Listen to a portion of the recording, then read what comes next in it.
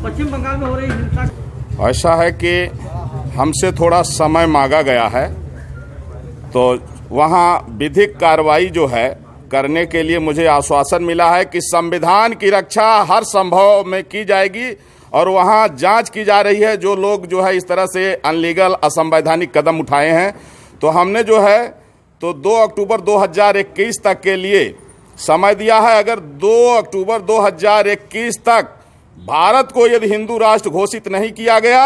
ईसाइयों और मुसलमानों की नेशनलिटी खत्म नहीं की गई, तो फिर 2 अक्टूबर गांधी जयंती के दिन मैं सरजू जी में जल समाधि लूंगा। क्योंकि देश का विभाजन हिंदू मुसलमान के नाम पर हुआ है और मुसलमानों ने उस समय जो है कहा कि हम हिंदुओं के साथ नहीं रह सकते हैं, हमको अलग देश चाहिए, और पाकिस्तान बांग्लादेश उनको दिया गया जो मुस्लिम देश घोषित हो गया। तो कम से कम दुनिया में एक देश तो हिंदुओं के लिए बचे। आज दुर्भाग्य है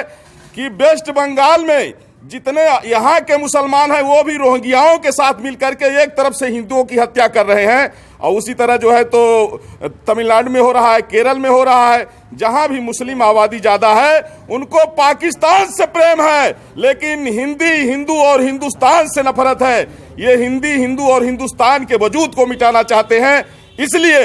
अब आवश्यक है कि भारत को हिंदू राष्ट्र घोषित किया जाए, और अगर ऐसा नहीं होगा तो मैं जगत गुरु परमहंस आचार्य पीठ स्थित तपस्वी छावनी राम घाट अयोध्या से हमने इनको 4 महीने का समय दिया है, नहीं तो गांधी जयंती के दिन 2 अक्टूबर 2021 को सरजू जी में जल समाधि लूंगा। आशा करता हूं कि आदरणीय प्रधानमंत्री नरेंद्र मोदी जी के नेतृत्व में संविधान की रक्षा के लिए यह महत्वपूर्ण कदम जरूर उठाया जाएगा। कि जब वहां की स्थिति से पता लगा कि जब वहां राज्यपाल महोदय पीड़ितों से मिलने के लिए गए,